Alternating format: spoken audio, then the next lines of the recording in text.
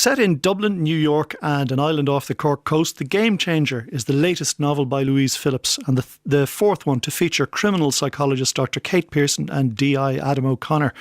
A gruesome killing in New York, some mysterious disappearances and a possible personal connection set Kate on the trail of, well, that's the point, the trail of what? Louise Phillips joins me now. Tell us a little about Kate Pearson, the book's central character, Louise. Hi, Jim. Well, Kate, as you say, has featured in all four novels. She's a criminal psychologist, and one of the reasons why, as a writer, I was drawn to her initially is that I suppose Kate unfolds the why of the story, why people, in this case, killers or whoever else is involved, behaves in a particular way. And so Kate has evolved over the four novels. You can read each novel as a standalone, but I think as each novel has progressed, Kate has become stronger as a character. At least I hope so. You prefaced the book with a short scene set in Rathmines on a dark street many years ago. Does the past cast a long shadow in this book? It does, and I tend to use the past in all of my storytelling, primarily because I think the past influences who we are today. And so it opens, yes, as you say, in 1988 in Rathmines at the Town Hall Clock, an iconic building.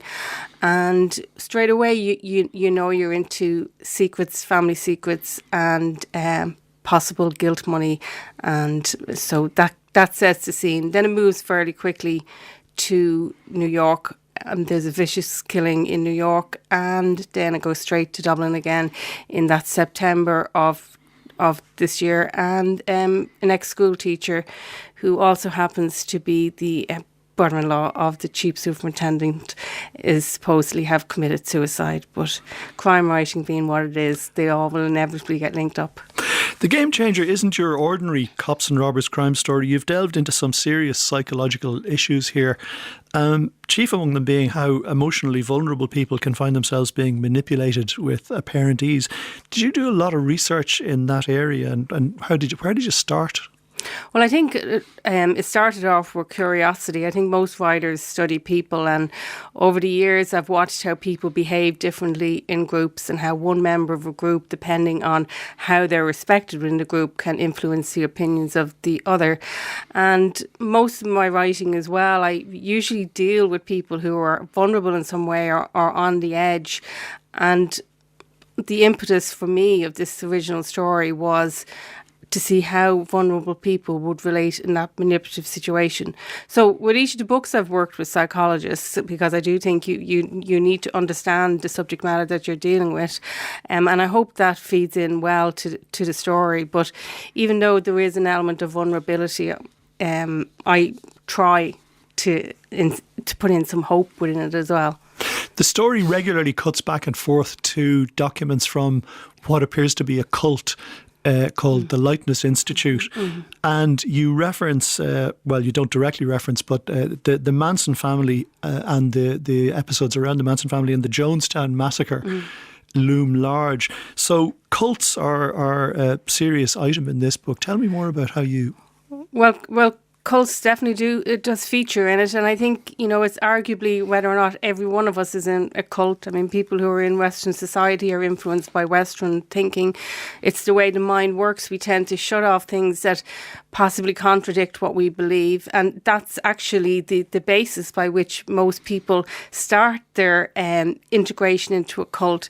The vast majority of people who join groups, they join for positive reasons, but sometimes that group can actually be negative. But what I found really fascinating is that the more a person gets involved with a particular grouping, the more they invest emotionally, time-wise, the less they're inclined to actually see the negative part of that grouping. So if you were to ask somebody, are they in a cult, they would invariably say no. But each grouping like that with negative side effects have a set way of going about, whether it's changing people's sleep patterns, whether it's confessional type situations, noticing the vulnerable and knowing how to bring them into a group where they would initially feel this sanctuary. And that's what plays into the story of The Game Changer. Kate Pearson has changed a lot in this novel from your previous books. She's found love again. She's cut way back on her work because she needs to spend time with her son, Charlie. But she finds herself more danger than she was before. She's more vulnerable. So she's changing. She's becoming a more complex character as you move on. Yeah, I mean, in an earlier book, I dealt with memory loss and disassociation, and it became apparent to me within Kate's story that there was gaping holes in her recollection of her childhood, and this novel concentrates on an attack that happened to her when she was aged 12, and it's unusual, but it's insofar as that when people actually sometimes step back from the day-to-day pressures of work, they actually start to ask questions about their lives that they wouldn't normally have asked. And in Kate's situation, her past has always bothered her. It's like the last missing piece of the jigsaw. And probably within about 3 or 4 chapters, she gets an anonymous note under the door to say, "I remember you, Kate." And that starts off the whole spiralling into the past and the connection to the present.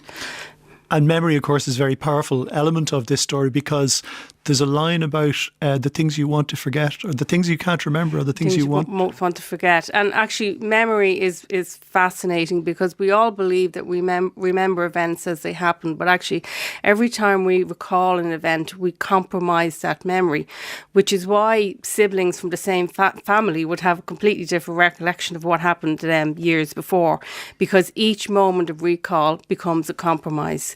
And so it's the unreliable strand. You know, how much can you actually trust what you think you can remember? You've mentioned how parents are the biggest influences on our lives, and certainly in The Game Changer, Valentine Pearson, Kate's father, has shaped and influenced a number of lives. He's had a wide-ranging ripple effect. I don't want to give away anything. From a psychological aspect, how important do you feel the nature versus nurture theory holds up? Well, I think with most people it's a combination of nature versus nurture. I think we're all born with a genetic mix, but what happens to us deeply influences how we behave and how we move forward. Actually, interestingly, I listened to an interview from Dave Lorden fairly recently, and he was talking about how writers, usually a lot of writers when they're younger, they nearly feed into the fantasy world because their reality is either difficult, and I think that's the case with Kate, and I know that would have been part of my own experience as well. It's like you're standing on the edge of two worlds, reality and fiction, and even though in one sense I suppose you might be shutting out the real world, in another way you're very aware of the emotions that are involved because you're nearly hypersensitive. And I think that's true for a lot of writers, and I think that fed through in Kate's character this time around. Is there a potential in film for Kate Pearson?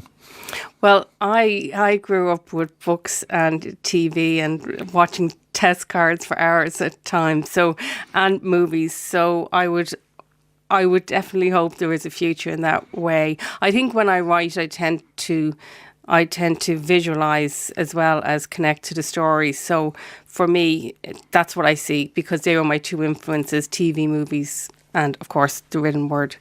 Lee Fisher's an interesting character, hardened New York City cop. Are we going to see him cropping up again in future stories? Yeah, he kind of came as a little bit of a surprise, which I think most good characters come that way. So I think there's a lot of digging to be done with Lee yet, and it'll be interesting to see how he goes. Like with each character within the novels, I tend to leave them at a particular point whereby you could possibly revisit them again. It's like meeting an old friend on the street. You don't exactly know where their life is going to be the next time you see them, but you know you'll pick it up okay. And last but not least, what's next for Kate? She's pregnant, she's in love, she's happy. For a crime fiction fan, that can only mean one thing: trouble on the horizon. Yeah, well, we spoke a little bit earlier about plotting or not plotting my novels, and I tend to not plot the stories, so I'll probably be as surprised as everyone else. Louise Phillips' novel The Game Changer is published